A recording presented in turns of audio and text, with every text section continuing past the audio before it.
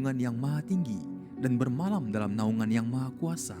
Akan berkata kepada Tuhan, tempat perlindunganku dan kubu pertahananku, Allahku yang kupercayai.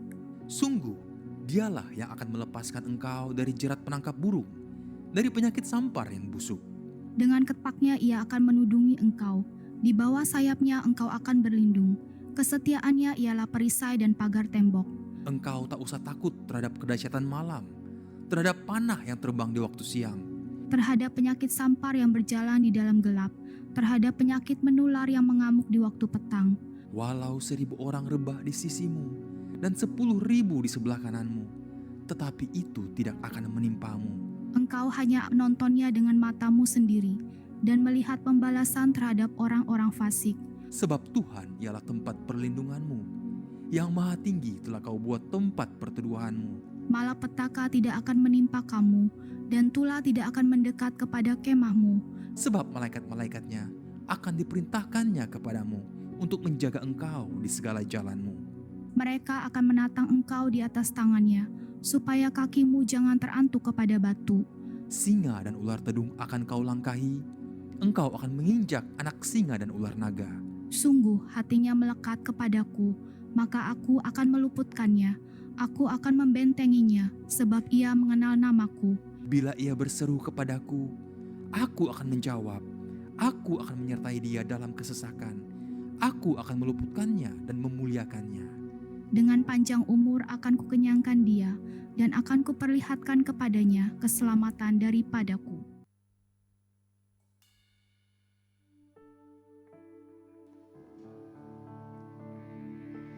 Ya, shalom.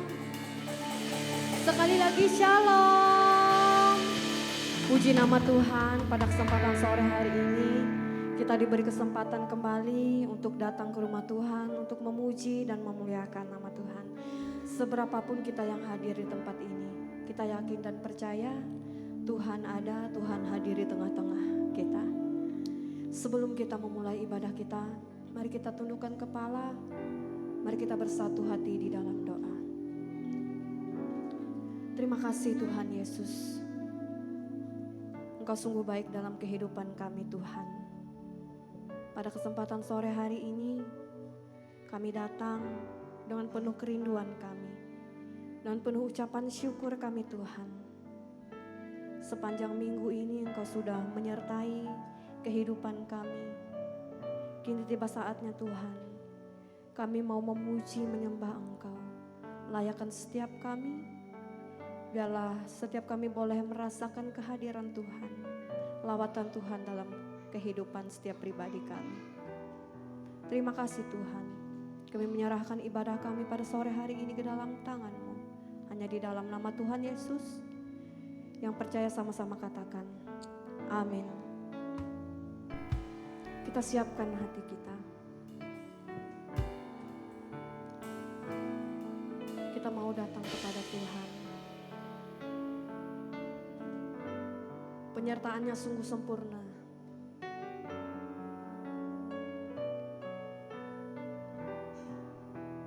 Terima kasih Tuhan. Di setiap musim hidupku, selalu kulihat setiamu.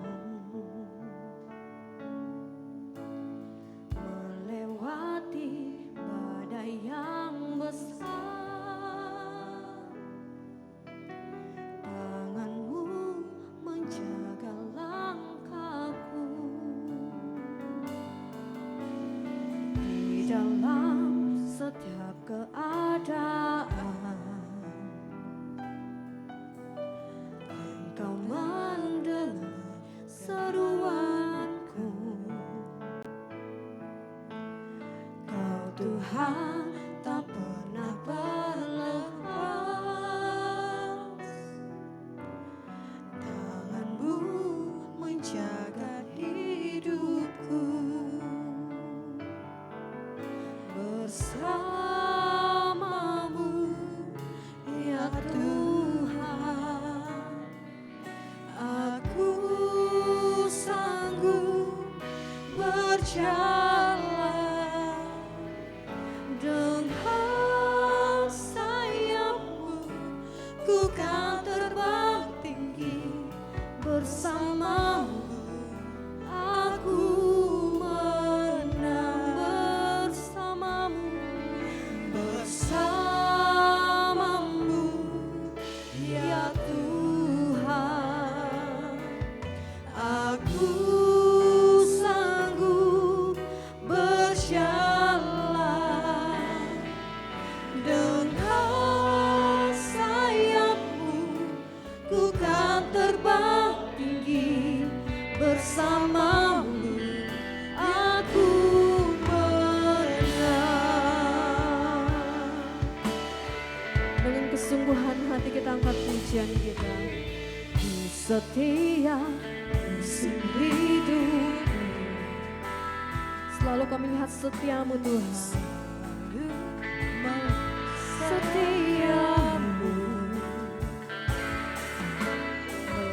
melewati badai yang besar, tanganmu menjaga langkahku di dalam setiap keadaan, di dalam setiap keadaan.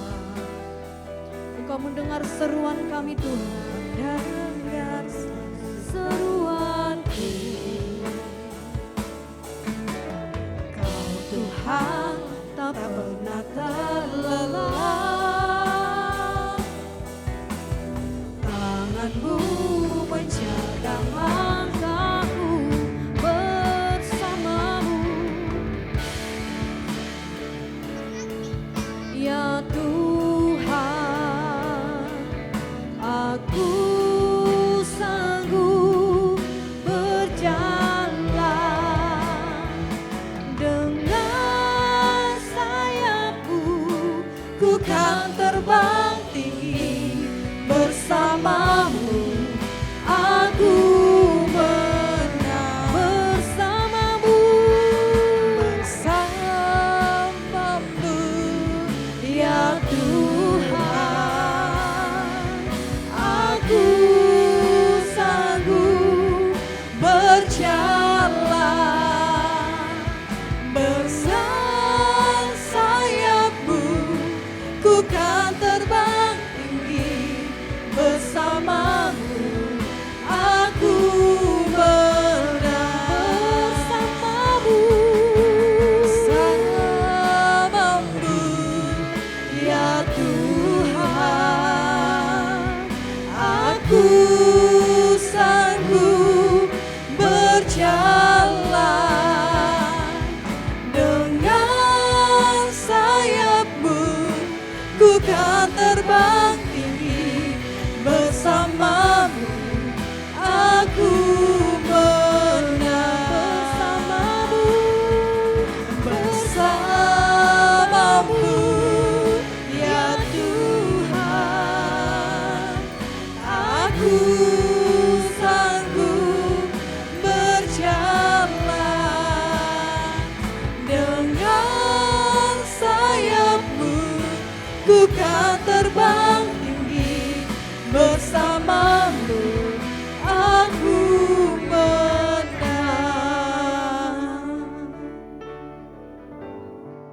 Kita bersyukur untuk kebaikan Tuhan di sepanjang musim kehidupan kita. Tuhan tidak pernah meninggalkan kita. Dia selalu ada, menyertai setiap langkah kehidupan kita, saudara. Kita tidak mampu berjalan sendiri tanpa ada Tuhan yang menuntun langkah kita. Ucapkan syukur, terima kasih Tuhan. Karena hanya bersama Engkau, kami sanggup melewati badai kehidupan ini Tuhan. Mari kita nyatakan pujian. Bersamamu ya Tuhan, aku sanggup berjalan dengan sayapmu, ku kan terbang tinggi bersamamu aku menang. Bersamamu Yesus, ya Tuhan. Hanya bersama Engkau Tuhan. Aku sanggup berjalan Dengan sayap-Mu, dengan sayap-Mu, ku kan terbang tinggi. Bersamamu aku menang. sekali lagi katakan bersama-Mu. Bersamamu ya Tuhan, aku sanggup berjalan. Engkau kami tidak mampu berbuat apa-apa Tuhan. Sayapmu, ku kan terbang tinggi. Bersamamu aku menang. Bersama-Mu, bersama-Mu Tuhan. Aku sanggup berjalan Dengan sayap-Mu, dengan sayapmu, ku kan terbang tinggi. Bersamamu aku menang. bersama-Mu, bersama-Mu Tuhan. Aku sanggup berjalan dengan sayapmu, ku kan terbang tinggi. Bersamamu aku menang. Sama-sama kita bangkit berdiri, kita angkat pujian kita. Bersamamu ya Tuhan, aku sanggup berjalan. Sayap-Mu, Sayapmu, ku kan terbang tinggi. Bersamamu aku menang. bersama-Mu Tuhan. Bersamamu ya Tuhan, aku sanggup berjalan dengan sayapmu, ku kan terbang tinggi. Bersamamu aku menang. Sekali lagi katakan bersama-Mu. Bersamamu ya Tuhan, aku sanggup berjalan Dengan sayap-Mu, sayapmu, ku kan terbang tinggi. Bersamamu aku menang. dengan sayap-Mu, Dengan sayapmu, ku kan terbang tinggi. Bersamamu aku menang. Dengan sayapmu, ku kan terbang tinggi. Bersamamu aku menang.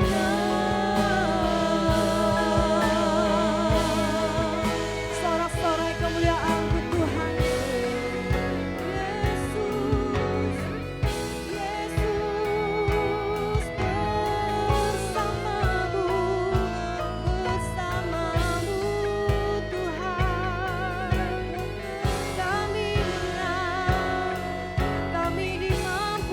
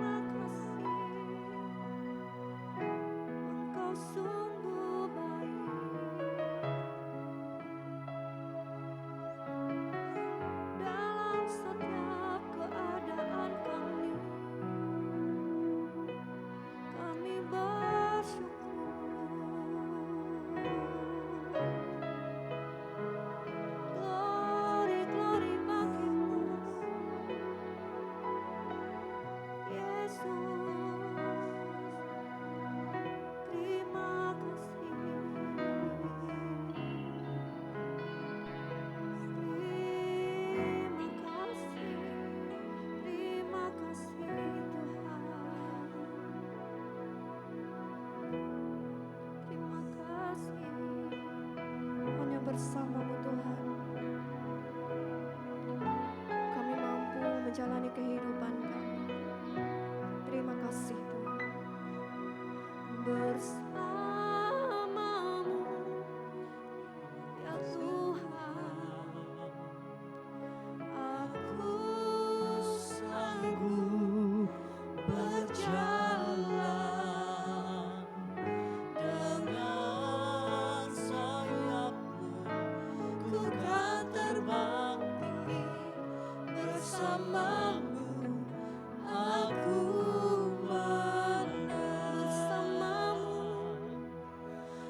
bersamamu ya Tuhan, aku sanggup berjalan dengan sayapmu, ku kan terbang tinggi bersamamu, aku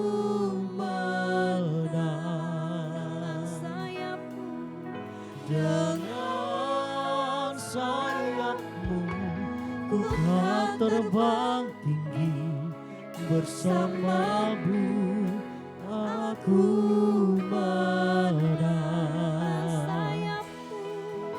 Dengan sayapmu, ku kan terbang tinggi bersamamu, aku sorak-sorai kemuliaan untuk Tuhan kita yang dahsyat. Silakan duduk kembali.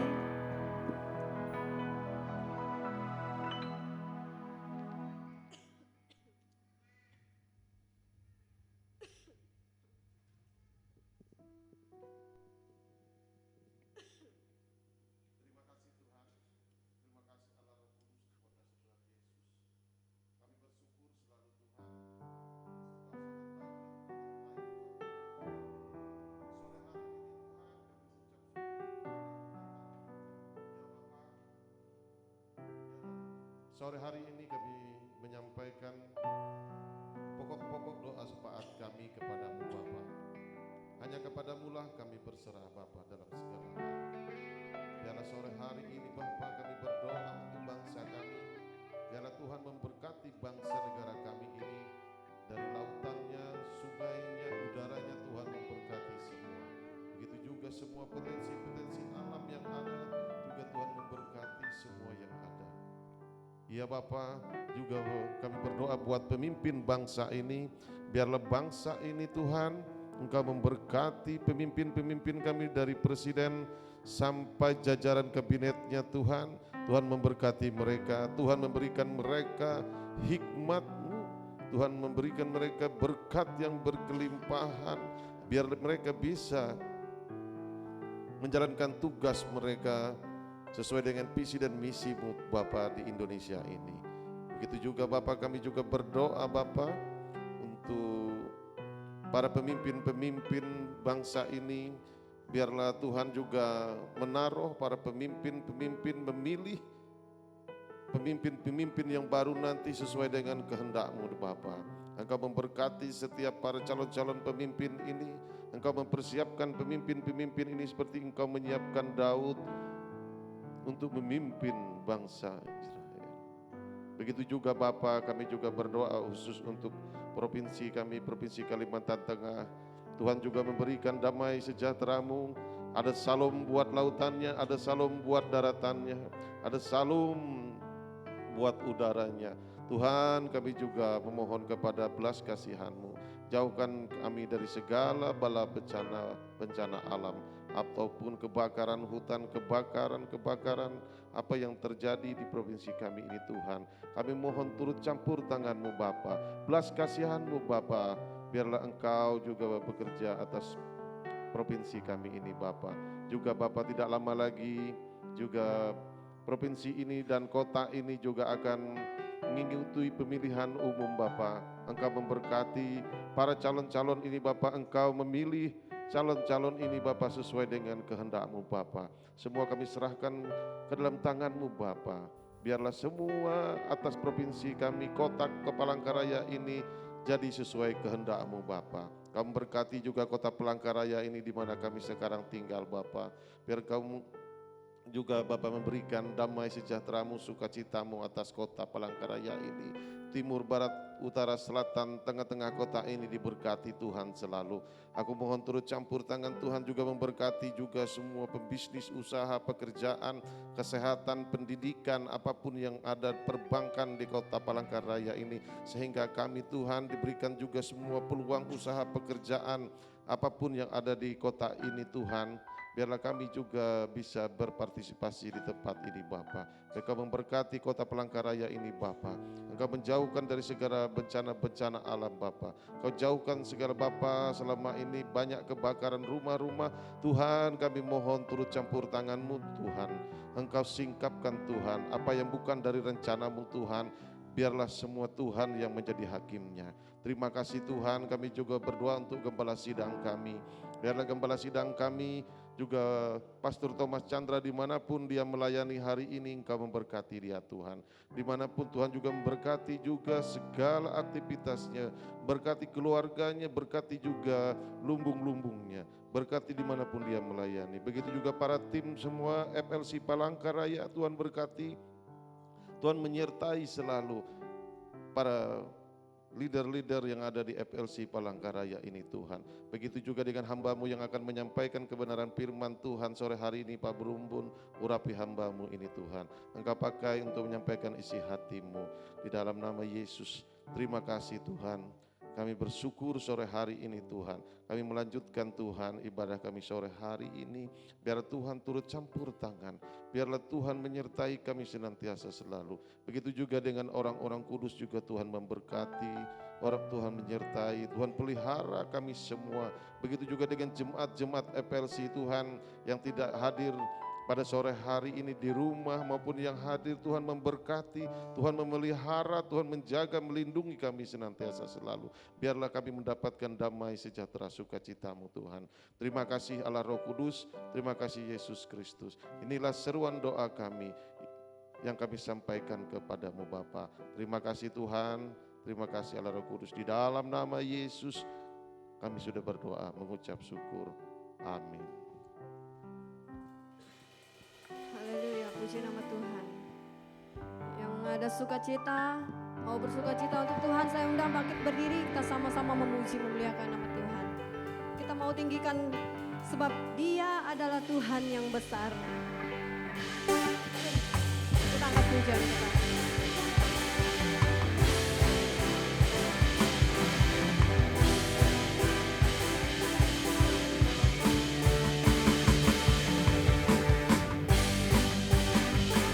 Ceritakan kebaikan, kemuliaan Tuhan.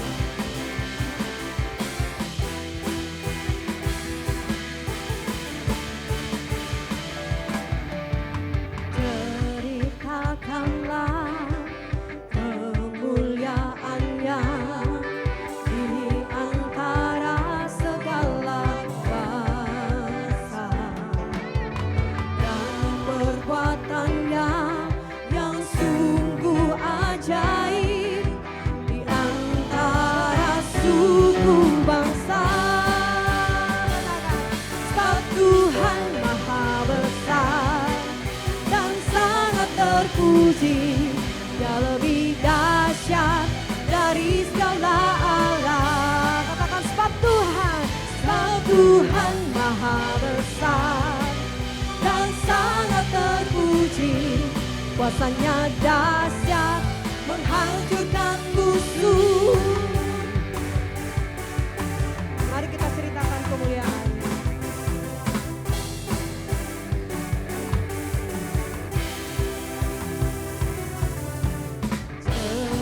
Ceritakanlah kemuliaan-Nya di antara segala bangsa, dan perbuatan-Nya yang sungguh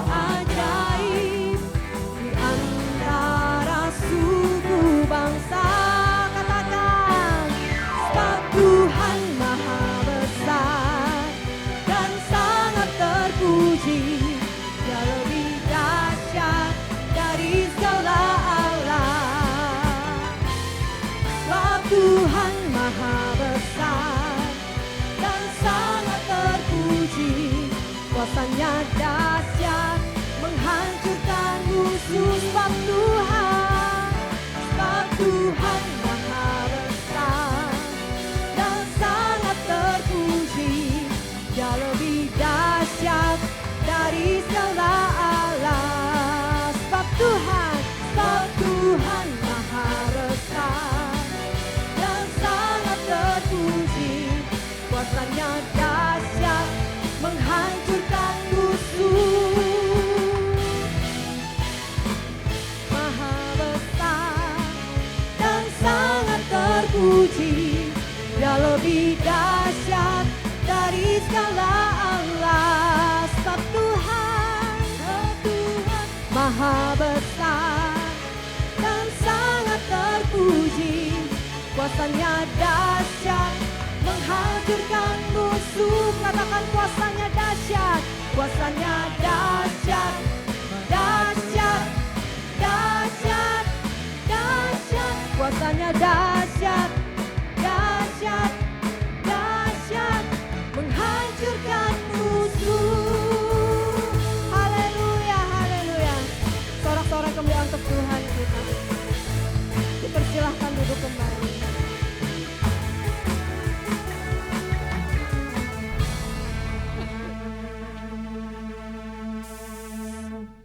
Sekarang tiba saatnya kita untuk memberikan persembahan syukur kita yang pertama.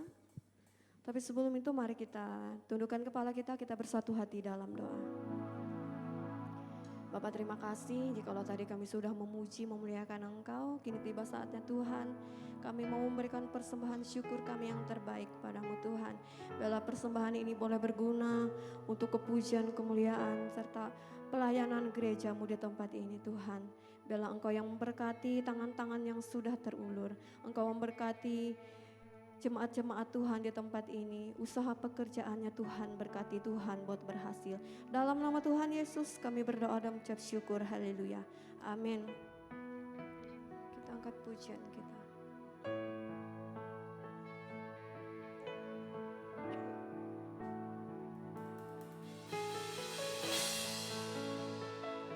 Ini kerinduan kami Tuhan. Tuhan, aku rindu. Tuhan, aku siap. Penuhi aku dengan Roh-Mu. Ku rindu lawatan-Mu. Katakan Tuhan aku rindu.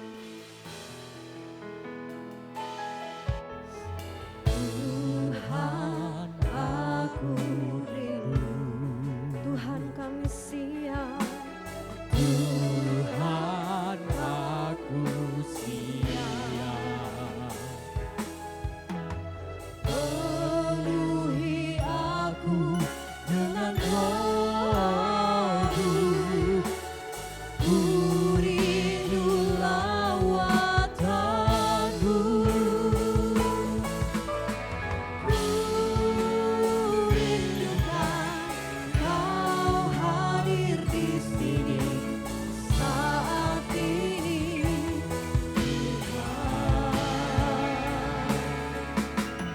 Ku rindukan Roh-Mu mengurapi saat ini, Yesus. Katakan ku rindu. Ku rindukan Kau hadir di sini saat ini, Tuhan. Ku rindukan Roh-Mu mengurapi saat ini, Yesus. Jemaat saja yang katakan ku rindukan. Ku rindukan Kau hadir di sini saat ini,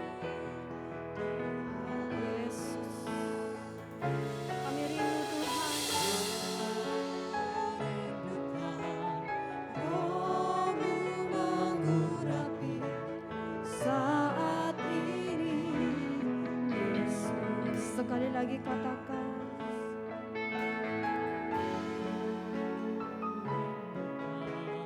Kau hadir di sini saat ini, Tuhan.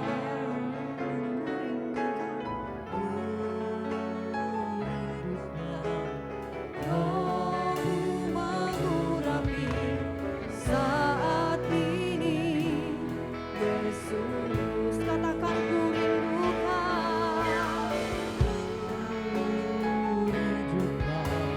Kau hadir di sini saat ini, Tuhan. Ku rindukan Roh-Mu mengurapi saat ini, Yesus. Ku rindukan.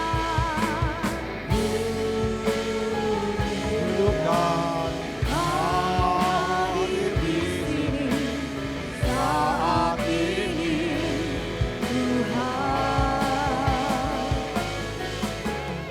Ku rindukan Roh-Mu mengurapi saat ini, Yesus.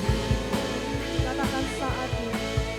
Saat ini, Yesus.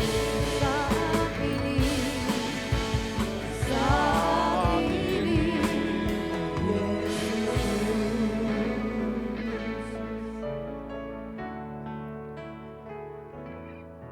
Bapa, di dalam nama Tuhan Yesus Kristus, terpuji-pujilah nama Tuhan.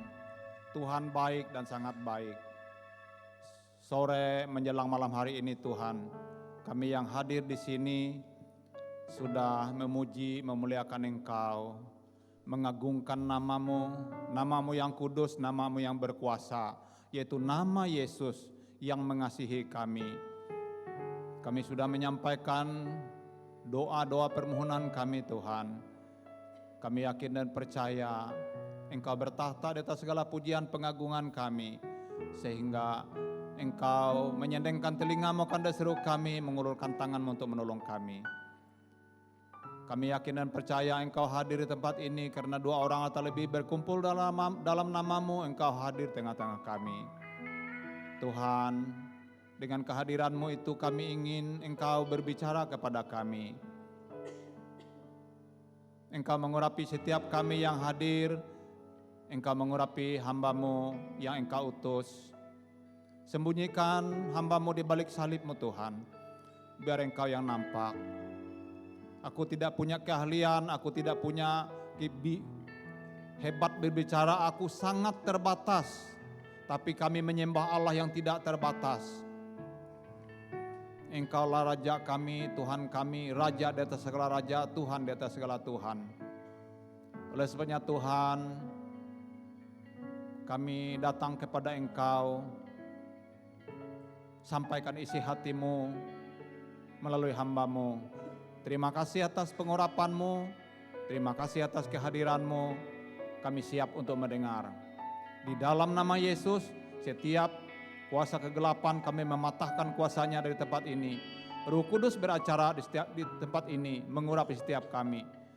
Di dalam nama Yesus kami berdoa, kami mengucap syukur. Haleluya. Amin. Amin. Amin.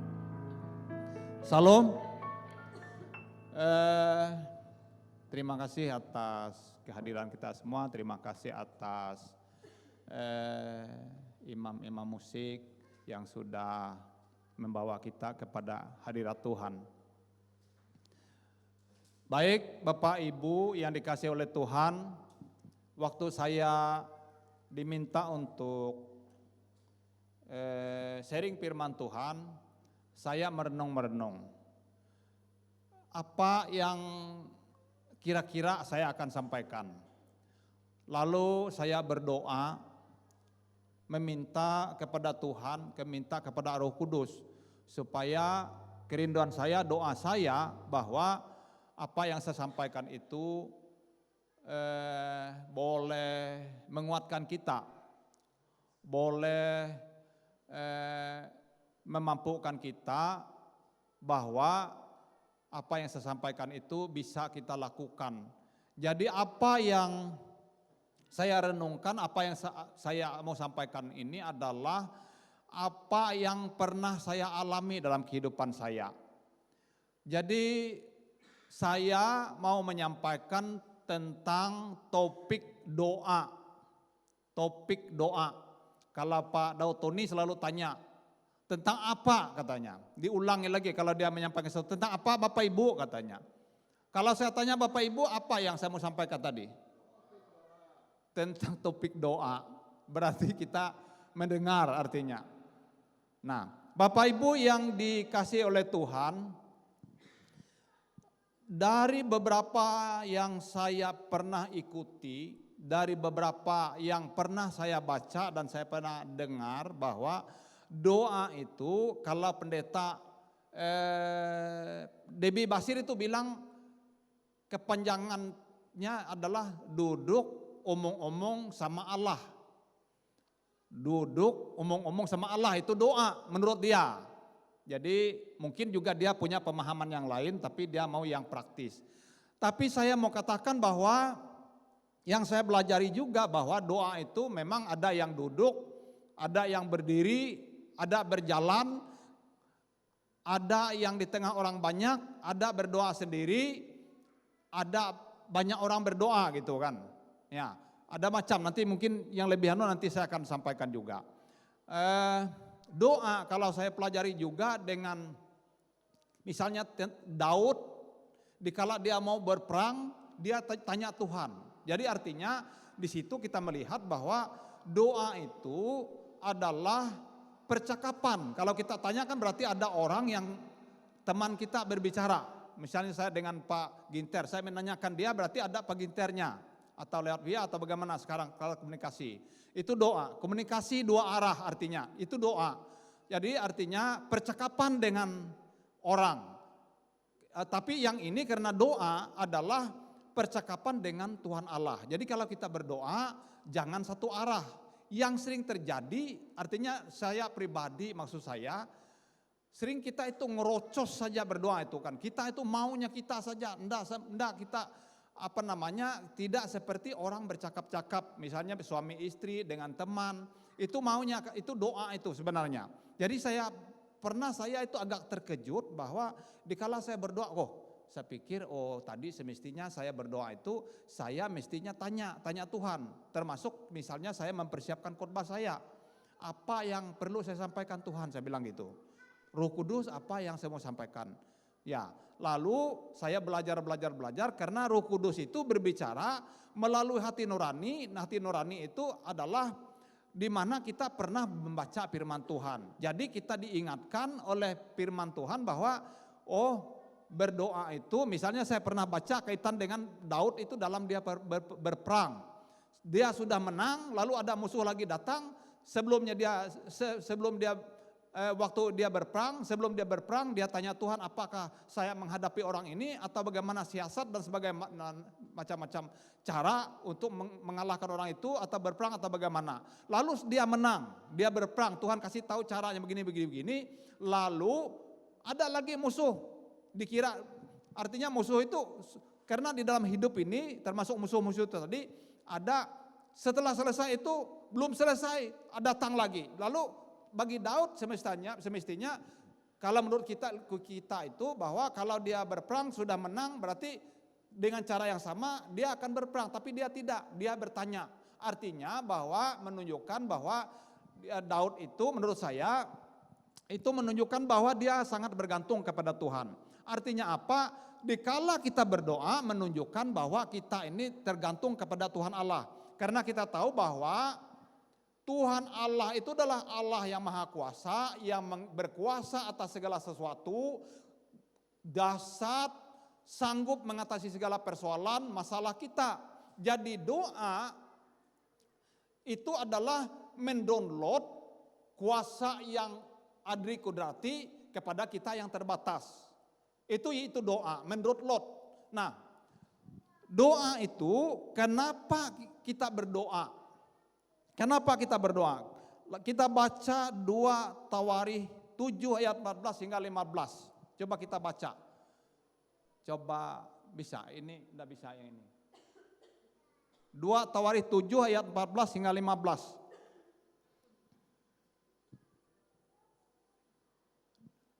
Dan sama-sama 1, 2, 3.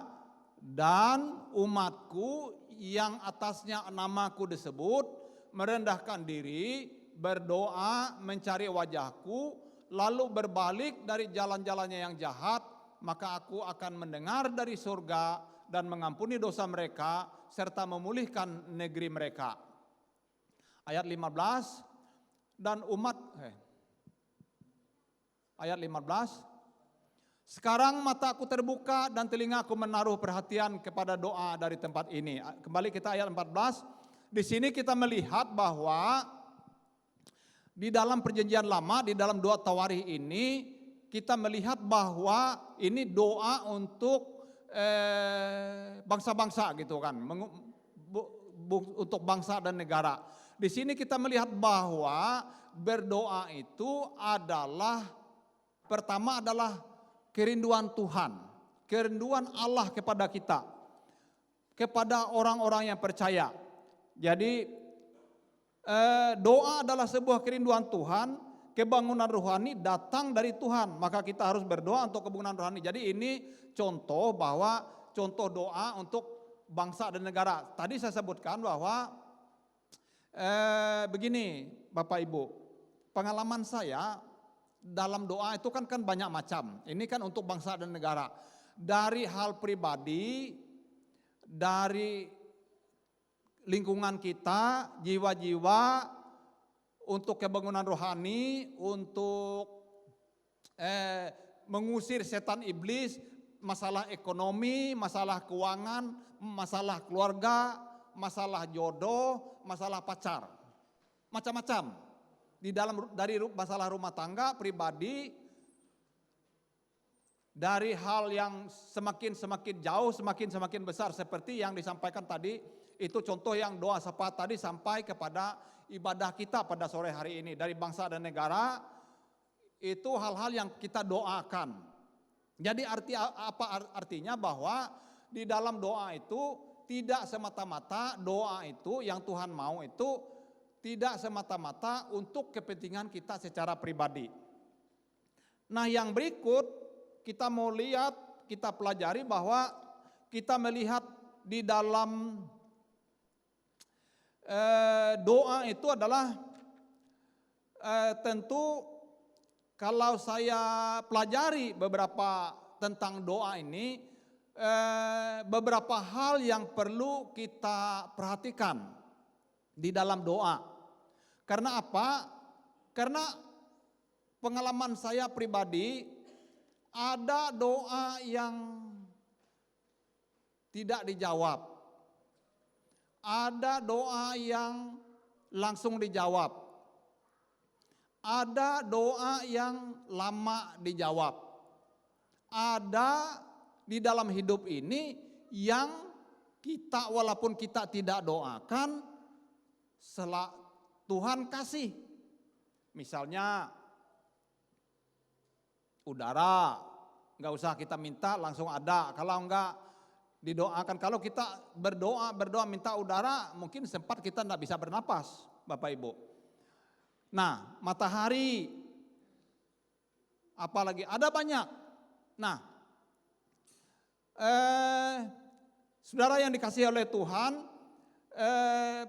di dalam doa, saya sampaikan tadi bahwa doa itu percakapan atau komunikasi kita dengan Tuhan Allah.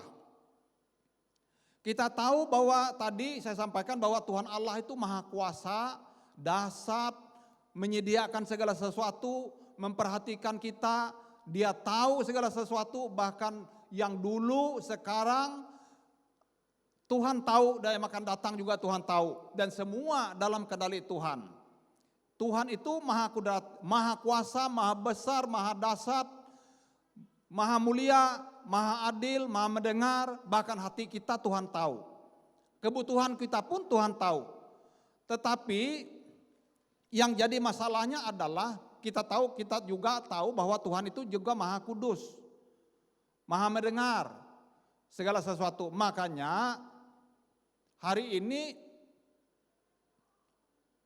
kita mendengar, kita melihat di televisi bahwa pelantikan Presiden Prabowo gitu ya. Menghadap presiden, menghadap orang-orang di dunia itu pun ada tata cara tertentu. Makanya saya melihat bahwa saya mempelajari, saya alami bahwa ada doa yang saya bilang tadi.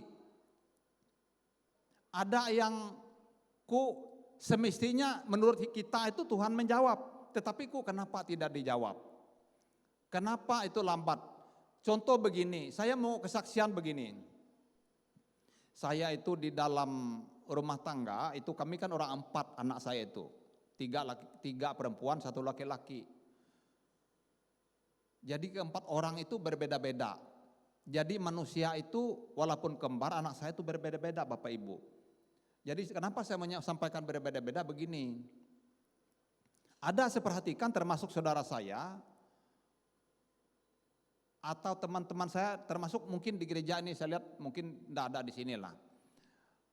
Ada orang kalau saudara saya itu dia dulu punya pacar.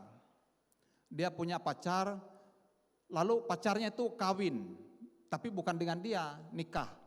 Lalu dia itu patah arang, patah semangat, dia tidak mau lagi sampai sekarang usia lebih 50 kayaknya dia tidak terlalu tertarik dengan perempuan. Saya pikir bahwa orang ini, walaupun saudara saya pikir bahwa orang ini berpikir bahwa perempuan itu sama. Jadi kalau dia datang setelah ini, dia pikir kalau dia datang kepada perempuan yang sana, mungkin dia pikir karena sama dengan ini, jangan-jangan dia bercinta, melakukan hubungan maksudnya hubungan mau bercinta, mau menikah segala macam, jangan-jangan saya ditinggalkan seperti yang dulu gitu mungkin. Sehingga dia orangnya enggak mau lagi urusan-urusan perempuan gitu kan. Tapi saya mau katakan bahwa manusia itu berbeda-beda. Demikian juga saya mempelajari anak-anak saya. Jadi begini, beberapa waktu yang lalu saya itu mendoakan anak saya. Mendoakan anak saya itu karena kita ini saya panggil, kita berdoa, baca firman, memuji, menyembah, baca firman, saya bawa berdoa, karena sesuai dengan kebutuhan mereka, karena sudah dewasa gitu, saya berdoa untuk jodoh mereka. Tapi 2 anak saya yang kembar itu, ini istri saya nggak ada tadi karena dia ada kegiatan Jadi mereka 2 itu marah dengan saya. Marah dengan saya karena saya berdoa bukan untuk pacarnya. Jadi saya berdoa itu umum saja. Saya bilang Tuhan kirim jodoh untuk anak saya dengan kriteria begini. Takut Tuhan, punya iman, punya pekerjaan, bertanggung jawab dan sebagainya. Nah jadi mereka kayaknya saya melihat bahwa tidak suka dengan yang saya sampaikan. Sehingga akhirnya mereka itu tidak mau ikut doa. Kalau dipanggil sore-sore malam itu nggak mau lagi ikut doa. Nah, termasuk yang lain. Jadi terakhir itu saya sama istri saja berdoa. Lalu saya sama istri juga berdoa. Ada juga ada kalanya istri saya juga tidak suka kami berdoa itu. Jadi saya tuh berpikir, apa ini pekerjaan setan atau apa begitu kan? Saya berpikir Bapak Ibu, apa ini setan kan mengganggu atau apa gitu kan? Nah, makanya saya tertarik untuk menyampaikan untuk saudara sekalian, saudara yang dikasihi oleh Tuhan, perikop tentang doa ini. Makanya sejak awal tadi saya mau katakan bahwa saya mau sampaikan pengalaman saya tentang doa. Nah, jadi Bapak Ibu, lama itu proses, saya berdoa sendiri, sekali-sekali saya berdoa sama istri saya. Tapi ingat Bapak Ibu yang saya sampaikan ini, kayaknya bukan doa tentang makan ya. Tentang makan, kalau tentang makan kan enggak terlalu rumit saya kira ya. Enggak terlalu rumit. Kalau banyak kucing, kalau kita doa ya buka mata lah, boleh lah. Nah, kalau banyak kucing, nanti kalau kita doa tutup mata bisa diambil kucing. Nah jadi doa itu kan seperti itu. Jadi saya pelajari. Makanya saya bahwa mencari kenapa itu tadi, kenapa itu seperti itu. Jadi doa, saya mencatat di sini dikatakan bahwa coba kita baca di dalam Matius 6 ayat Lukas 10 ayat 1 dan seterusnya, nanti mungkin tidak semuanya kita baca, tapi pada intinya Lukas 18 kaitan dengan hakim yang lalim. Hakim yang lalim. Tadi saya sampaikan bahwa kita berdoa itu adalah kerinduan Tuhan. Tuhan itu mau kita berdoa. Tadi saya sampaikan pengertian doa bagaimana, sedikit ya gitu, mungkin nanti Bapak Ibu mencari sendiri doa itu apa yang dikatakan dengan doa. Yang jelas bahwa di dalam doa itu komunikasi dua arah. Jangan berdoa itu ngerocos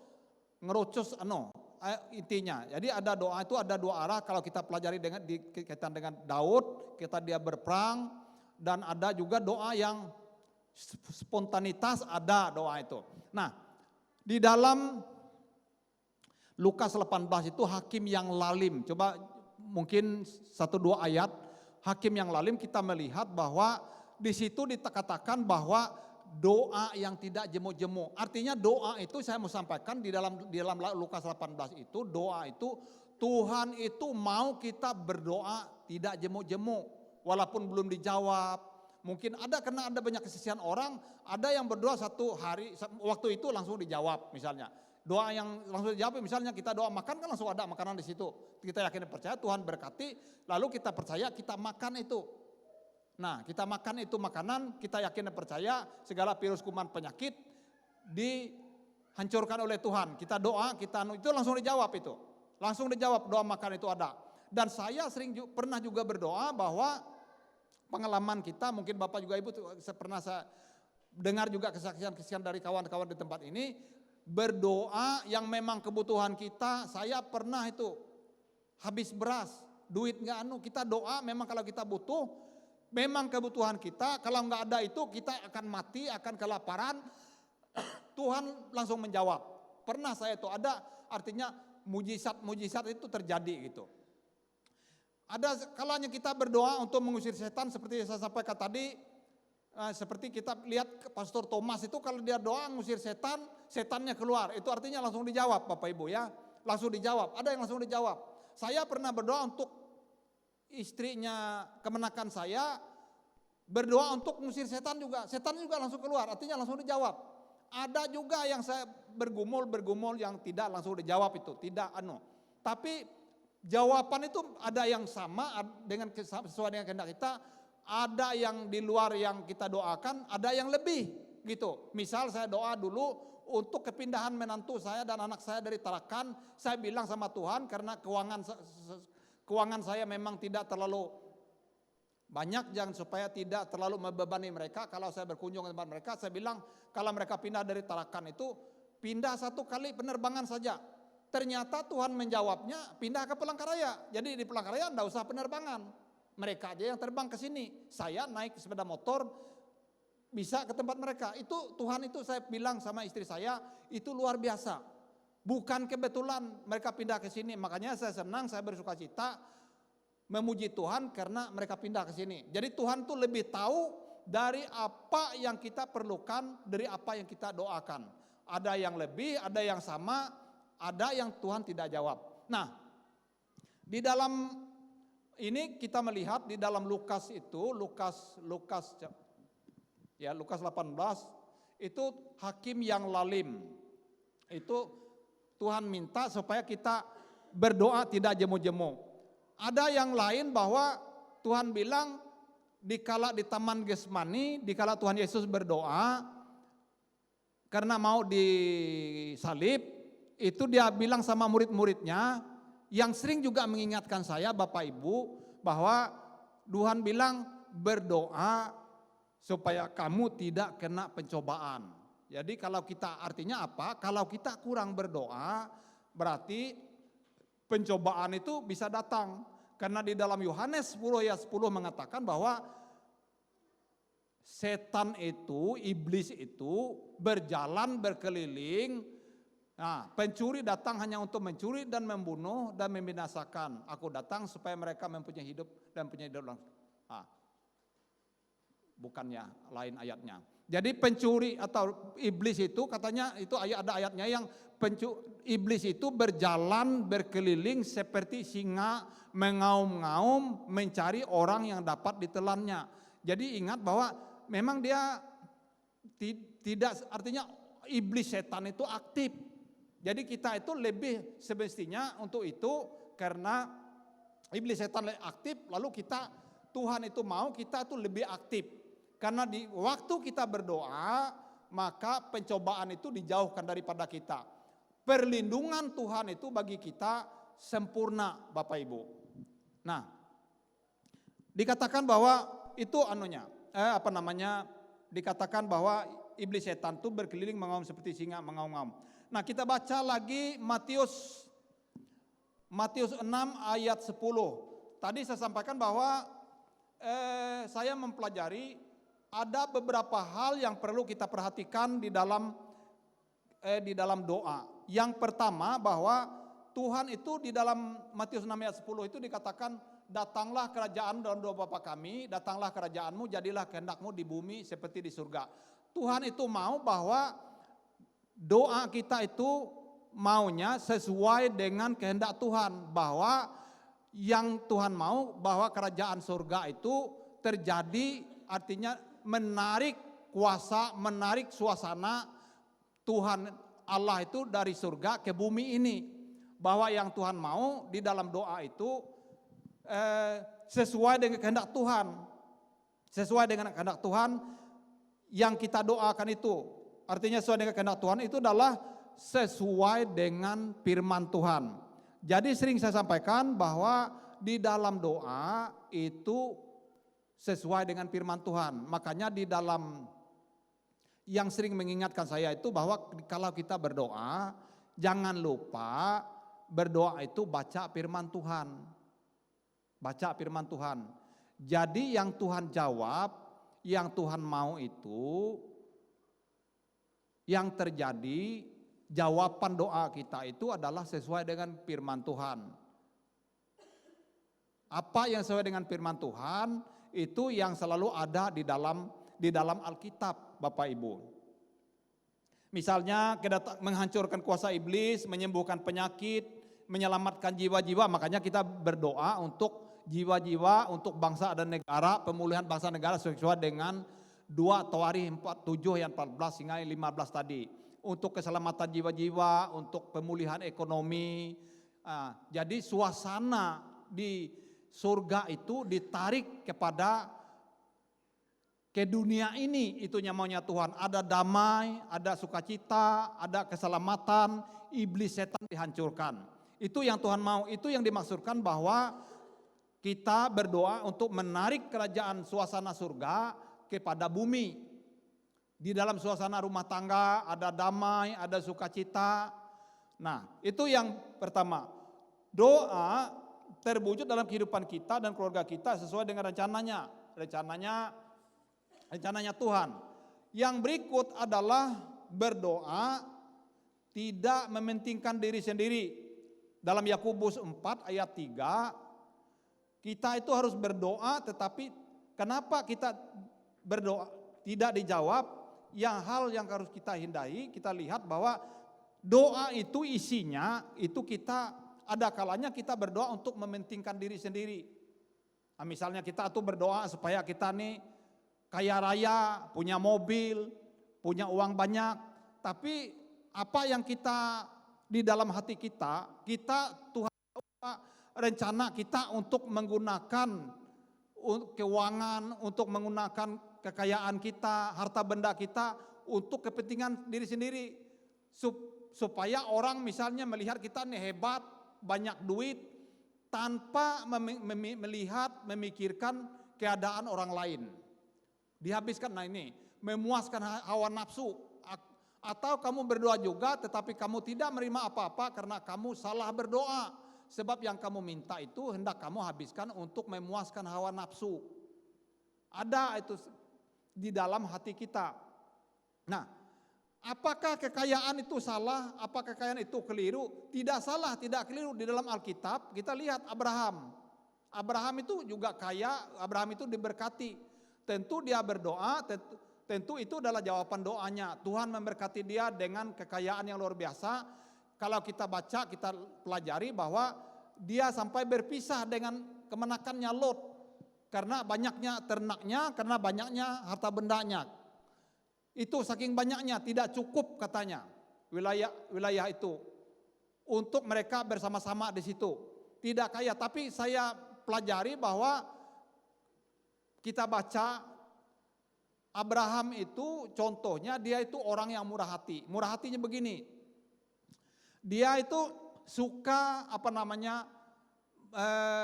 melayani orang seperti yang disampaikan oleh Pak Herson pagi tadi. Melayani.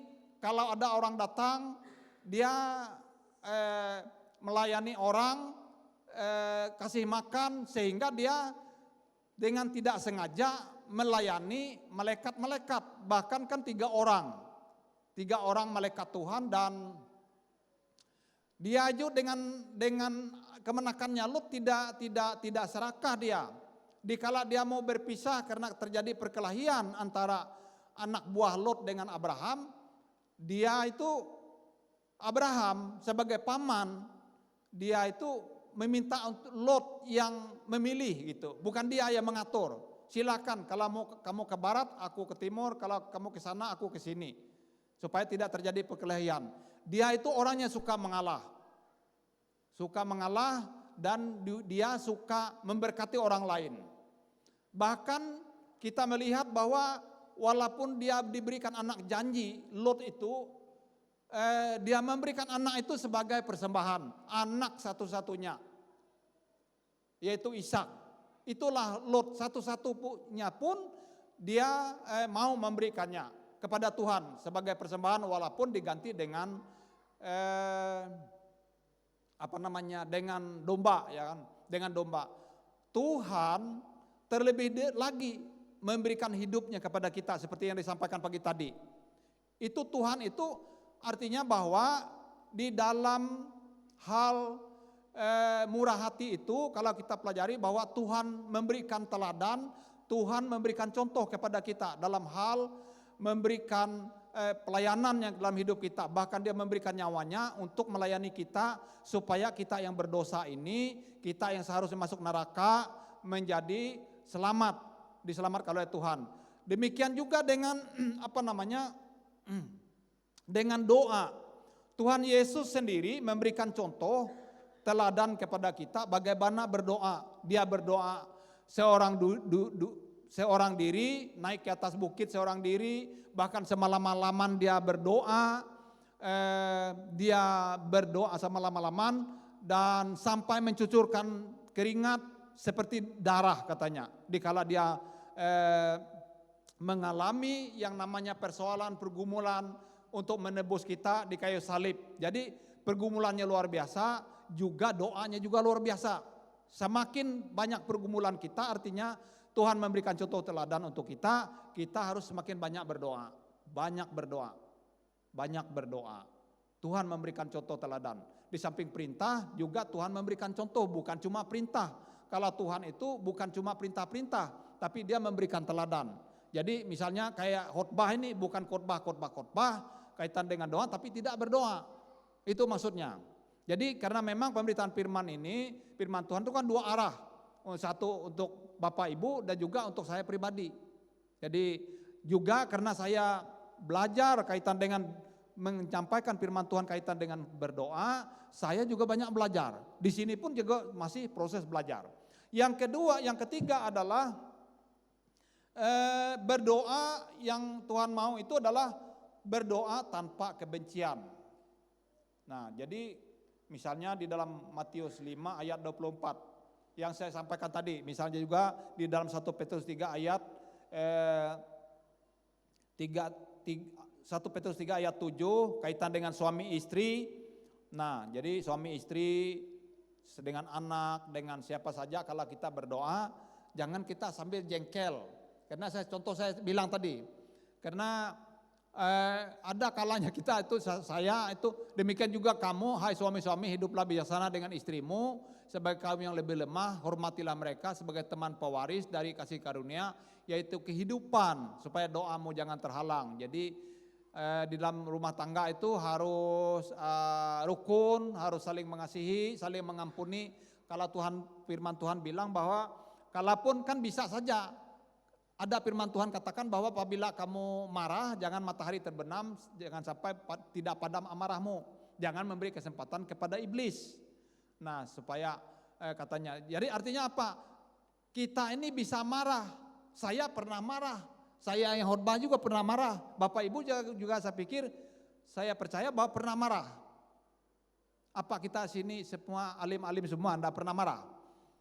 Walaupun sampai sekarang juga saya pernah marah, tapi katanya artinya Tuhan itu tahu bahwa kita ini sebagai manusia daging, lemah, bisa marah. Tapi yang itu artinya boleh bisa marah, tapi jangan marah-marah melulu, jangan kemarahan itu dendam sampai seharian enggak Jadi saya itu Bapak Ibu begini. Saya ini yang saya ini sampaikan seperti saya sampaikan tadi pernah saya alami. Kalau marah suami istri itu ribut. Itu apalagi kalau malam hari itu, kita kan mau tidur istirahat. Nah istri marah-marah, suami marah-marah, nggak bisa tidur itu. Saya pribadi nggak bisa tidur, saya ngaku saja nggak bisa tidur saya. Saya cek juga istri saya nggak bisa tidur. Saya kira sama Bapak Ibu ya, ada ya, pernah? Atau nggak ada di tempat ini? Nggak ada di pinggir laut yang ada ya. Ada ya, ngaku saja kita di hadapan Tuhan. Saya ada itu, jadi saya firman Tuhan itu ya dan amin. Jadi saya tuh biasanya ya yang penting lah. Banyak kali itu juga istri saya juga bisa juga dia yang ngalah. Bisa juga kalau memang dia salah itu dia yang minta maaf. Ataupun kalau kita sadar ingat firman Tuhan Bapak Ibu, artinya kita diingatkan oleh Roh Kudus. Roh Kudus itu mengingatkan kita, ayo Gideon gitu, Barombon, kalau kamu marah tuh ini firman Tuhan, jangan matahari terbenam. Tapi yang jadi susah itu kalau matahari sudah terbenam ribut. Tapi kalau yang belum matahari terbenam tuh kalau ingat lalu datang, ya sudahlah maafkan aku ya. Jadi saya biasanya tuh yang maafkan aku ya, maafkan saya yang salah, saya keliru, maafkan saya. Supaya doa tidak terhalang, supaya kita tuh tenang berdoa. Jadi ada damai. Jadi kan Amsal 4 ayat 23 itu jagalah hatimu dengan segala kewaspadaan. Karena dari sanalah terpancar kehidupan. Jadi kehidupan itu artinya memancar. Jadi kalau hatimu itu tidak tenang, akan kelakuanmu juga nggak bisa damai dengan istri itu kan karena di dalam hati itu kan jengkel gitu kan, marah gitu kan. Jadi diperlihatkan dengan kelakuan, sikap, nggak bisa berdoa bersama, nggak bisa doa kita juga tidak dijawab walaupun kita doa. Biasanya saya kalau masih gitu tuh paling doa pendek, nggak bisa doa yang komunikasinya kan jadi mandek sama Tuhan. Karena berdoa tadi kan komunikasi dengan Tuhan, dua arah. Jadi kalau kita ngomong terlalu, nggak bisa panjang lebar. Coba kalau marah-marah tuh kan pasti, hei gitu kan gitu. Nggak bisa yang banyak ngobrol. Tapi kalau kita hati tenang, santai, itu kan banyak ngobrol. Jadi senang, suka rasanya ngobrol. Nah itu. Tapi coba nanti kalau ada gitu. Tapi karena kita ke depan kan tidak tahu. Bapak Ibu mungkin yang saya khotbah ini mungkin nanti ada terjadi. Tapi ini artinya saling mengingatkan kita bersama. Kalaupun terjadi, coba rasakan nanti. Kalau ada misalnya ada masalah persoalan tuh sama istri, suami, anak. Nah terutama suami istri itu. Karena ayat yang tadi itu. Nah tidak bisa kita itu. Kalau pun paling sama-sama gitu-gitu saja. Tidak bisa ngobrol panjang, tidak bisa demikian juga dengan doa. Nah itu suami istri supaya tidak kan berdoa tanpa kebencian. Lalu berikut adalah ada banyak juga yang lain yang kita itu kalau kita berdoa itu ada kebencian itu. Misalnya dengan tetangga, dengan orang lain. Artinya apa? Yang Tuhan mau itu kita berdoa itu dengan kasih. Nggak bisa kita berdoa untuk jiwa-jiwa, untuk teman-teman kita, untuk pelayanan kalau kita tidak dengan kasih. Kita berdoa supaya dia dipulihkan, supaya dia diselamatkan, supaya dia bertobat itu karena kita mengasihi dia. Tuhan terlebih dulu mengasihi kita, Tuhan terlebih mengasihi orang itu. Karena Allah itu adalah kasih, karena kita ini anak Allah, Tuhan mau kita ini sebagai anaknya, Tuhan memberikan teladan bahwa dia kasih, kita juga punya kasih. Karena Tuhan itu, roh Tuhan itu, roh kudus itu ada di dalam hati kita. Kalau roh Allah itu ada dalam hati kita, Allah itu ada dalam hati hidup kita, bahwa Tuhan mau kita itu mempraktekkan karakternya Dia. Karakter Tuhan itu di dalam Galatia 22 itu dikatakan Korintus 1 Korintus 15 itu definisi kasih itu karakter Kristus itu antara lain, ada banyak yang lain, karakternya itu adalah kasih, lemah lembut, sabar gitu kan, yang kasih itu. Jadi Tuhan mau itu kita karakternya itu seperti Kristus. Yang berikut adalah berdoa tanpa kemenafikan. Tanpa kemenafikan tadi, tanpa kebencian. Yang berikut adalah tanpa kemenafikan. Berdoa tanpa kemenafikan itu Tuhan mau bahwa memiliki berdoa dengan tulus, apa adanya, tidak ada udang di balik batu. Kita berdoa tuh pura-pura gitu kan, pura-pura baik, itu yang munafik itu. Jadi Tuhan tidak mau, tidak akan menjawab tidak sesuai dengan hati nurani kita. Itu yang Tuhan mau itu adalah Tuhan mau bahwa kita itu berdoa apa adanya. Yang berikut adalah berdoa tanpa kebimbangan. Nah, jadi kebimbangan kalau kita baca dalam Yakobus 1 ayat 6 dan 7 itu dikatakan juga dalam Ibrani 11 ayat 1, jangan dengan kekhawatiran, berdoa dengan iman, bukan dengan kebimbangan. Jadi kalau kita berdoa itu terutama saya pelajari kaitan dengan bilang Pak Joko, kan ada itu pernyataan iman atau doa-doa yang kaitan dengan pernyataan iman itu kan. Jadi kita harus jangan dengan bimbang. Jadi jangan ini sembuh enggak gitu kan. Keluar enggak setannya ini kan, ragu-ragu. Nah itu. Tuhan tuh menjawab enggak, Tuhan hadir enggak gitu kan. Nah itu. Sanggup enggak Tuhan menolong saya? Kita tidak dengan iman, kita ragu-ragu berdoa. Jadi kita berdoa itu Tuhan kan melihat hati kita. Kalau kita yang dengan bimbang, ragu, kekhawatiran itu Tuhan melihat.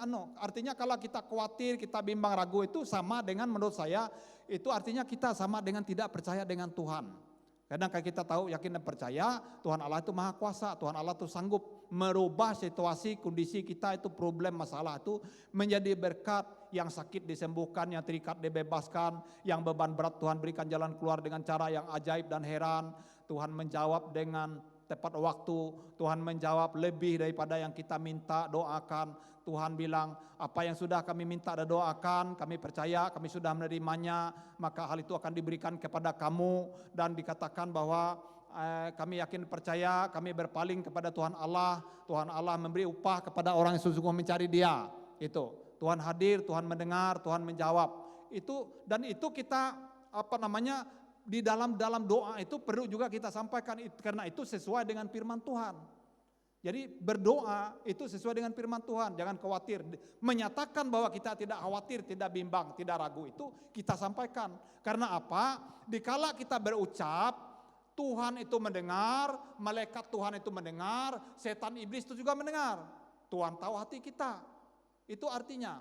Jadi makanya perlu kita ngomong, perlu kita berdoa. Kita sendiri yang mendoakan, kita juga mendengar. Nah, supaya doa kita itu sesuai dengan firman Tuhan, Roma 10 ayat 17 mengatakan bahwa jadi iman timbul oleh pendengaran, pendengaran oleh firman Kristus. Jadi supaya sesuai dengan firman, supaya iman kita ada, dengan iman ada, maka kita baca firman Tuhan. Membaca firman Tuhan itu usahakan tidak dengan bisik-bisik, didengar oleh telinga kita sendiri, supaya masuk di dalam hati pikiran kita, tertanam, Roh Kudus akan bekerja, setan iblis juga mendengar.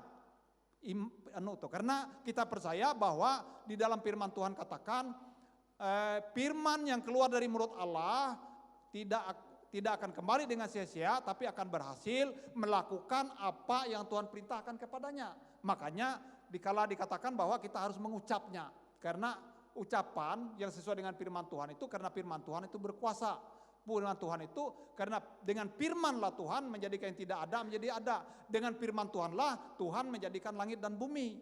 Amin. Jadi dengan firman-lah yang sakit disembuhkan, ya dengan firman-lah yang terikat dibebaskan. Yang beban berat Tuhan berikan jalan keluar. Nah, dengan doa, dengan berucap. Nah, berdoa tanpa kesombongan.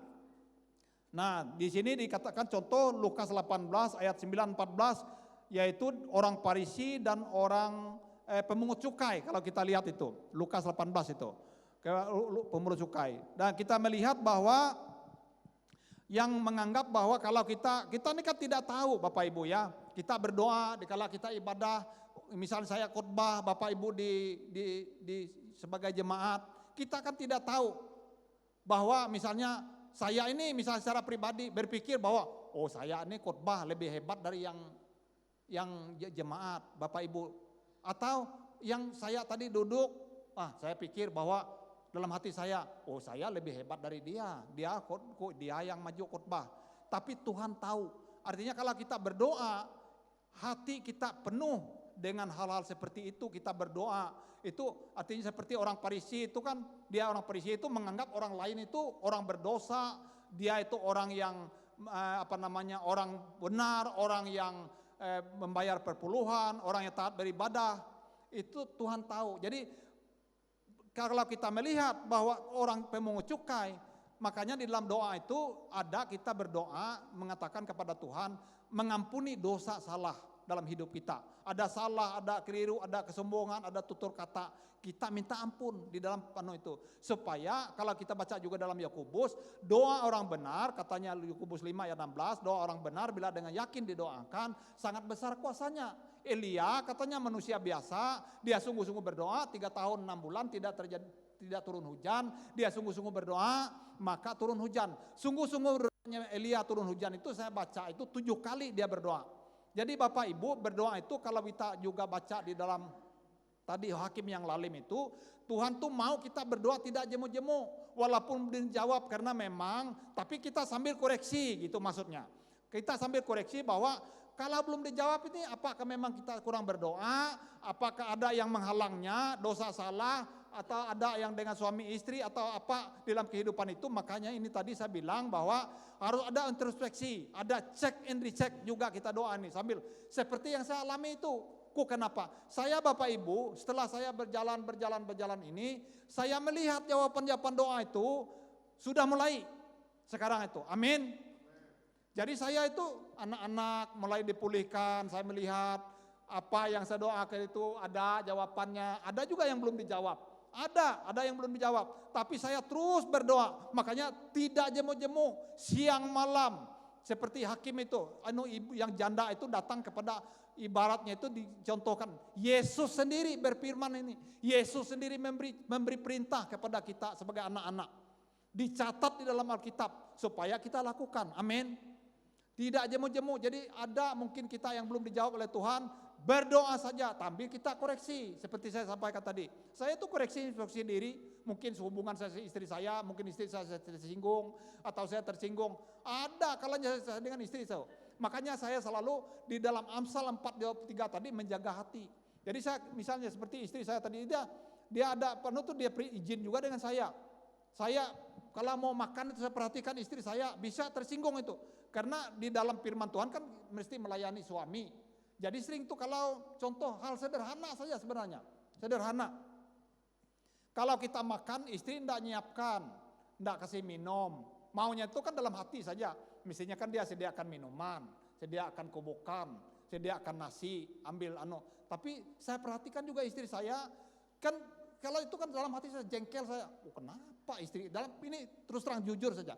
Istri saya, kenapa istri saya tidak melayani saya dalam hati saya?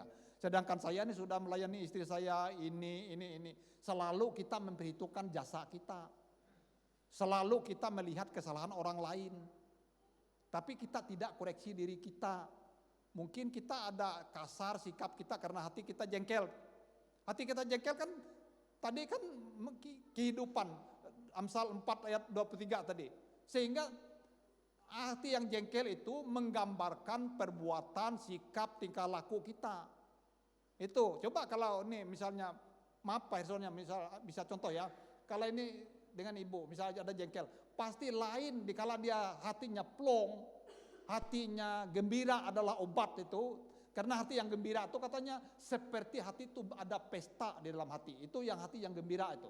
Jadi kalau hati kita gembira itu hati kita tuh seperti berpesta. Dan hati yang gembira itu adalah obat yang manjur. Artinya lebih dari antasidadon yang ada pernah saya makan tuh. Lebih manjur dari itu, lebih dari yang Ibu Melisa pelajari di sana di tempat mereka dia kasih kuliah sana, obat ini untuk ini, lebih manjur dari itu. Lebih manjur dari obat saraf yang 5 macam dikasih oleh dokter saya, yang saya sudah berhenti untuk makan obat 5 macam tuh. Saya berhenti, saya pukul-pukul begini dalam nama Yesus, sembuh sehat. Itu. Jadi kalau dia datang tuh saya lalu pukul dalam nama Yesus, bilur-bilur Yesus. Nah, tapi juga hati itu kalau sambil jengkel sambil enggak bisa juga. Amin. Jadi perhatikan Bapak Ibu hati kita itu dengan gimana gitu, suasana hati itu. Saya itu sambil belajar kehidupan ini kan, semakin proses hidup ini. Setiap hari, maksudnya Tuhan tuh mau bahwa dengan ada persoalan pergumulan dalam hidup kita, itu kita tuh berproses supaya semakin menyerupai karakter Kristus. Karena apa? Karena kalau sudah betul bagus nanti kalau Tuhan sudah tidak perlukan kita di dunia ini, makanya ini saya sebenarnya mikirnya itu ya masih perlukah Tuhan tuh dengan saya gitu. Kalau dia tidak perlu lagi karena Tuhan semakin lebih mengasihi kita, mungkin kita sudah ditarik ikut di sana. Jadi semakin seperti karakter Kristus maunya, karena di dalam kerajaan surga itu tidak ada kebencian tuh. Tidak ada orang benci, dendam di sana itu. Tuhan itu mau, karena kita ini kan anak-anaknya. Dia mau kita serupa dengan dia. Jadi di dalam surga itu begitu damai, begitu sukacita, begitu senang di surga itu. Karena tidak ada orang benci, orang kelahi, orang merampok, orang berzina. Mungkin saja ada mantan-mantan gitu kan. Ya, ada banyak mantan pelacur, tapi orang sudah bertobat, tidak ada lagi. Artinya diproses sehingga menjadi serupa dengan karakter Kristus. Tuhan mau kita ini serupa dengan anaknya. Nah itu, amin. Nah itu, jadi ada proses, jadi kita harus suka dengan proses. Kita ini berproses, dan kita harus suka dengan proses. Yang sering tuh kita ini kan suka protes. Ada sesuatu kita protes, padahal Tuhan tuh memproses kita. Supaya kita ini semakin berharga di matanya. Supaya kita ini semakin disempurnakan dalam hidup ini, amin. Nah jadi kalau tuh jangan tidak terima dengan baik. Nah, itu tadi kaitan dengan yang kedua, yang berikut yang nomor 2, berdoa tanpa niat jahat. Niat jahat. Nah, jadi niat jahat ini berdoa itu adalah kita ini kan mungkin saya pernah karena saya pernah sekolah di LP itu pernah pendeta atau khotbah gitu kan. Dia itu khotbahnya gini contohnya, masih ada waktu sedikit ya. Jadi doanya begini, mereka tuh ini apa yang ada emas tuh nyedot. Jadi nyedot. Mereka dua capek nyedot, lalu mereka dua ngobrol-ngobrol lah. Dia bilang begini, katanya, lebih baik kita menghayal aja katanya daripada kita capek-capek pusing nih. Nah, menghayal apa? Kalau kita misalnya mendapatkan dikasih uang misalnya 1 miliar katanya, untuk apa misalnya, kalau kamu untuk apa? Kalau saya katanya gini aja, kalau ada 1 miliar dikasih untuk kita ke Amerika, ke keliling-keliling dunia, untuk ini gitu kan, untuk senang-senang lah pokoknya. Nggak mikir segala seperti yang saya bilang tadi, tidak mikir bagaimana misalnya untuk fakir miskin, nggak ada untuk melayani orang. Nah, habis katanya kalau gitu uangmu. Loh, apanya yang pusing kamu kalau gitu? Enggak katanya. Kalau habis ya menghayal lagi katanya. Enggak usah pusing-pusing, enggak menghayal. Nah, itu namanya maksudnya adalah artinya ada niat untuk hal-hal yang tidak baik, niat jahat. Jadi kita tuh berdoa itu artinya yang Tuhan tidak mau Tuhan menjawabnya karena di dalam hati kita terkandung hal-hal yang tidak baik, niat jahat, penggunaannya. Kalau kita jawab misalnya ini misalnya contoh misalnya kita berdoa supaya tidak bangkrut, supaya diberkati usahanya, dapat uang banyak. Tapi nanti kalau dia uangnya banyak untuk mabuk-mabuk, untuk judi online, untuk dan Tuhan itu mau kita itu bertobat, mau kita diselamatkan. Makanya doa kita itu tidak dijawab oleh Tuhan. Doa-doa seperti itu ada niat jahat kita menggunakan uang kekayaan itu. Nah itu. Yang terakhir adalah berdoa tanpa pemberontakan. Nah, Amsal 15 ayat 29, Tuhan itu jauh daripada orang fasik, tetapi doa orang benar didengarnya. Jadi doa itu adalah orang benar itu adalah orang yang berdosa, tapi dia berbalik, bertobat, meninggalkan dosa itu, berbalik kepada Tuhan Allah. Jadi berdoa adalah dengan kesucian. Kalau ada dosa salah, bertobat, berbalik, meninggalkan dosa, minta ampun kepada Tuhan. Itu yang Tuhan mau dan menjawab dosa kita. Yang terakhir sekali bahwa doa itu sikap-sikap doa. Mungkin kita berpikir bahwa doa itu mungkin kalau kayak Tuhan Yesus, atau kita beberapa hal tuh memang ada yang kita punya ruangan tersendiri, berdoa sendiri seperti saya sampaikan tadi, ada doa kelompok, doa sepakat, ada doa suami istri, ada doa yang berdiri, bisa berlutut. Kalau kita baca di Alkitab itu ada yang sambil berjalan, ada yang sambil nyetir mobil, ada yang bukan lipat tangan atau tutup mata, ada yang angkat tangan, ada yang merebahkan diri, ada yang tersungkur di tanah, ada yang bisa kita lakukan itu sambil olahraga bisa. Jadi bisa juga memang kita menghindar kalau bisa itu memang mencari suasana yang agak terutama kalau kita sendiri gitu kan, kalau kita sendiri. Nah, tapi saya juga pernah juga kalau berdoa tuh kalau memang agak capek sambil berbaring juga bisa, saya pernah juga lakukan berdoa. Bisa juga kalau misalnya berdoa itu ada banyak orang kita berdoa sendiri bisa, tapi bukan maksud kita itu supaya seperti orang misalnya pakai mic lalu berdoa pagi sore siang malam tapi supaya orang lain tahu. Itu artinya ada maksud-maksud tertentu seperti itu. Itu yang Tuhan tidak mau. Tapi bisa juga bahwa waktu itu misalnya saya tuh waktu bapak saya meninggal itu hujan lebat.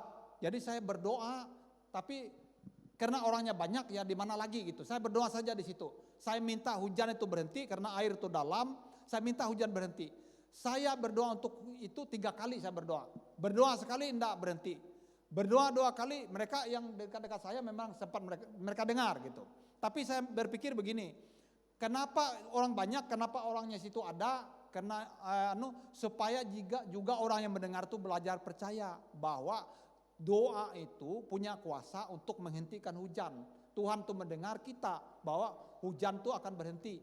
3 kali saya berdoa karena sehingga hujan tuh berhenti. Puji Tuhan, kita itu tidak punya kuasa, tapi Tuhan yang maha kuasa bisa menghentikan hujan. Karena semuanya itu kita percaya bahwa semuanya itu dalam pengaturan Tuhan. Puji Tuhan, pengalaman saya itu berhenti, hujan itu berhenti. Dan orangnya bisa datang banyak dan bisa ngubur gitu bapak saya. Waktu saya di penjara, karena memang orangnya banyak, tidak bisa lagi kita berdoa mau keluar kan dikunci, digembok, tidak bisa. Saya kira juga Yusuf juga seperti itu, karena dia di penjara juga berdoa, tidak bisa juga dia menghindar. Tapi waktu saya pindah tempat itu, saya berdoa itu tengah malam di sana itu, ada tempat yang ruang kosong, jadi tengah malam tuh saya dibangunkan. Saya percaya bahwa Tuhan membangunkan saya berdoa, baca Alkitab, saya waktu di penjara itu ada banyak Tuhan menjawab doa saya. Saya yakin dan percaya karena Tuhan itu ada ayatnya mengatakan bahwa Dia memperhatikan orang-orang tahanan. Jadi saya waktu di penjara itu mungkin waktu sedikit ya minta sedikit ya. Waktu di penjara itu saya baca firman Tuhan, kami waktu itu kan seperti sarden saya seperti ini, tidur itu. Tapi saya puji Tuhannya, selama di penjara itu saya tidak pernah jatuh sakit. Tidak sakit saya, walaupun keadaannya sepertinya kalau sekarang seperti itu, walaupun usia saya sudah bertambah, pasti sakit saya yakin ya, karena keadaannya itu memang menyakitkan, bikin sakit sebenarnya.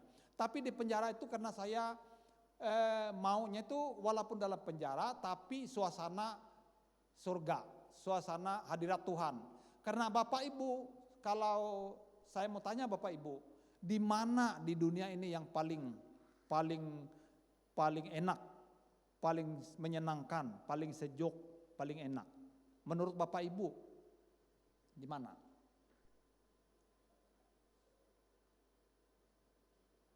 Mungkin orang bilang di Yerusalem, mungkin kita bilang di Finlandia gitu kan. di mana-mana di Indonesia ini, di mana tempat. Makanya saya lihat banyak orang yang pergi kemana-mana itu kan mencari ketenangan, mencari suasana damai itu. Jadi Bapak Ibu saya mau tegaskan, dan Bapak Ibu pasti mengalami bahwa yang tempat yang paling menyenangkan di dunia ini adalah di hadirat Tuhan. Makanya saya waktu saya di penjara, walaupun suasana itu asap rokok seperti pabrik di situ, tapi saya bisa karena saya baca firman Tuhan. 1 tahun saya di situ 3 kali saya membaca firman Tuhan habis.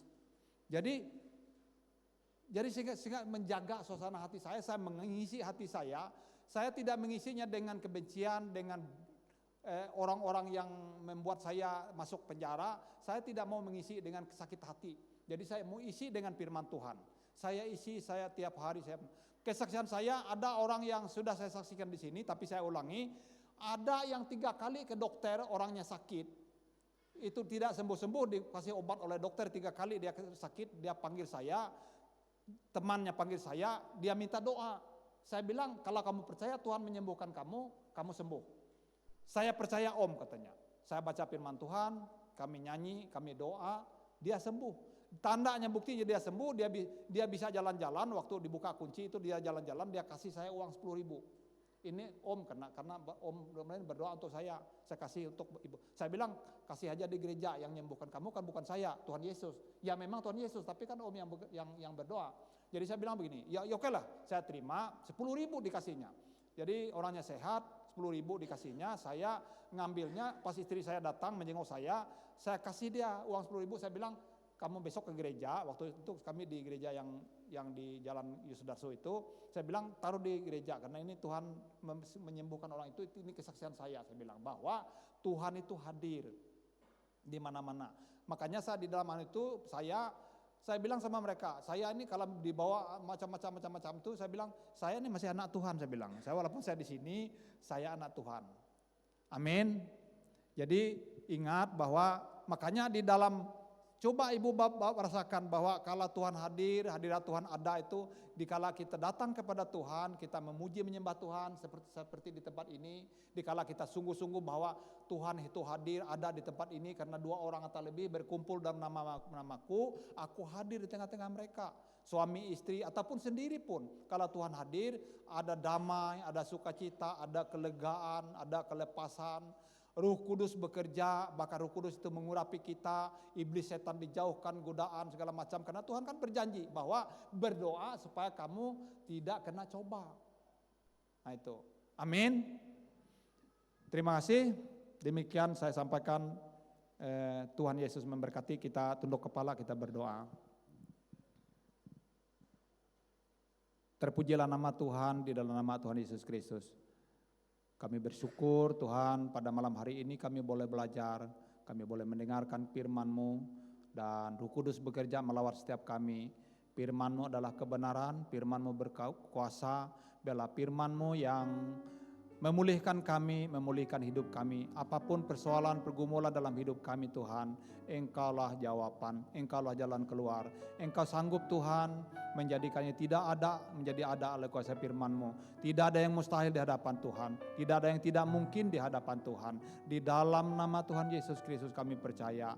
Tuhan, Engkau lebih tahu, Engkau lebih peduli akan setiap kami yang hadir malam hari ini Tuhan. Terima kasih firman-Mu sudah hamba sampaikan ya Tuhan. Hamba-Mu terbatas, tapi Engkau Allah yang tidak terbatas. Biarlah Roh Kudus yang bekerja, menjamah, melawat setiap kami. Roh Kudus yang mengajarkan kami untuk berdoa. Ampuni kami Tuhan apabila dalam hidup kami kurang berdoa, kami kurang melakukan bagian kami dalam hidup kami. Kami bimbang, kami apapun dalam hidup kami yang menjadi penghalang dalam hidup kami Tuhan. Ampuni kami Tuhan, dalam nama Tuhan Yesus Kristus. Engkau Tuhan menyucikan, menguduskan kami. Terima kasih atas darah-Mu Yesus yang memulihkan kami, yang menyucikan kami. Terima kasih Bapa, dan puji-pujilah nama Tuhan. Segala hormat, kemuliaan, kebesaran, keagungan hanya bagi-Mu Yesus Kristus Tuhan. Di dalam nama Tuhan Yesus kami berdoa. Meteraikan setiap kebenaran firman dalam hati kami Tuhan. Allah Roh Kudus meteraikan dalam nama Tuhan Yesus. Haleluya. Amin, amin, amin.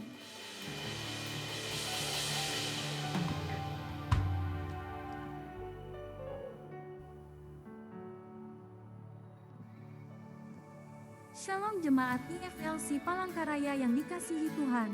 Berikut IFLC News untuk minggu ini. Ibadah Minggu tanggal 27 Oktober tahun 2024. Ibadah pagi akan dilayani oleh Evangelis Ginter Limin. Ibadah sore akan dilayani oleh Evangelis Herson Estalajan. Ibadah akan dimulai pada pukul 9 pagi dan 5 sore. Mari bersama-sama untuk datang beribadah dan jangan lupa untuk ajak saudara, keluarga, teman dan kerabat untuk datang beribadah di Gereja IFLC Palangkaraya. Bagi Bapak Ibu Saudara-saudari sekalian yang memiliki anak, kami juga mengadakan ibadah sekolah minggu atau IFLC Kids pada pukul 9 pagi di Gereja IFLC Palangkaraya. Bagi pemuda-pemudi remaja sekalian yang ingin hadir di ibadah youth, kami juga mengadakan ibadah youth setiap hari Sabtu pukul 5 sore di Gereja IFLC Palangkaraya. IFLC Palangkaraya juga melayani konseling keluarga, konseling pranikah, peneguhan pernikahan, ibadah penghiburan dan pemakaman, penyerahan anak dan baptisan selam. Untuk info lebih lanjut silakan untuk menghubungi pengerja. Bagi jemaat yang mempunyai kerinduan untuk melayani, kami IFLC membuka pelayanan di bidang gitaris, drummer, keyboardis, bassis, singer dan multimedia. Untuk info lebih lanjut silakan untuk menghubungi para pengerja atau menghubungi saudara Neni. Kami juga mengadakan menara doa setiap hari Sabtu pukul 9 pagi dan setengah 7 malam di Gereja IFLC Palangkaraya. Mari kita bersama-sama membangun menara doa bagi bangsa dan negara juga gereja kita. Untuk info lebih lanjut silakan untuk menghubungi pengerja. IFLC juga mengadakan Family Cell. Untuk info lebih lanjut silakan untuk menghubungi ketua grup yang ada.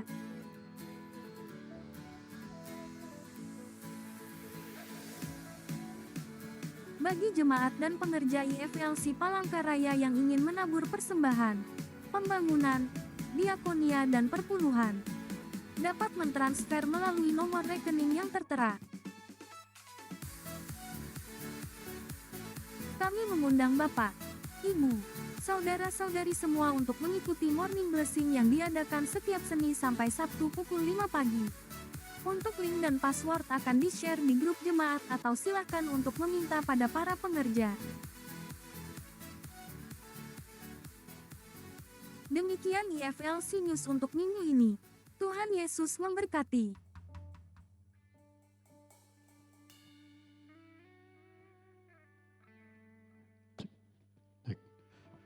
Sekarang ada kesempatan kembali bagi kita untuk memberikan persembahan syukur kita yang kedua.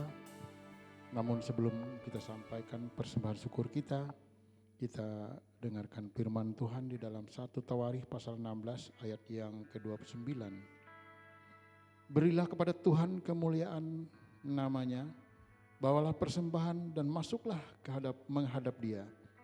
Sujudlah menyembah kepada Tuhan dengan berhiasan kekudusan. Amin. Baik Bapak Ibu, kita sama-sama berdoa untuk persembahan yang akan kita sampaikan. Kita angkat amplop yang ada di tangan kita. Segala yang ada di langit dan di bumi adalah kepunyaan-Mu ya Tuhan. Siapakah kami ini yang dapat memberikan pemberian secara sukarela dan sukacita? Karena semuanya ini datangnya daripada Tuhan.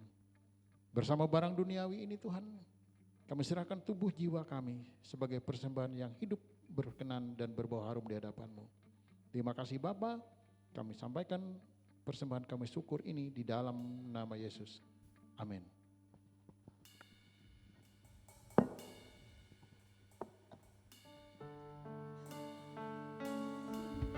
Bagi yang sudah memberikan persembahan syukur, saya undang untuk tetap bangkit berdiri. Kita angkat pujian kita. Inilah pernyataan iman kami Tuhan, bahwa kami mau terus setia kepada-Mu.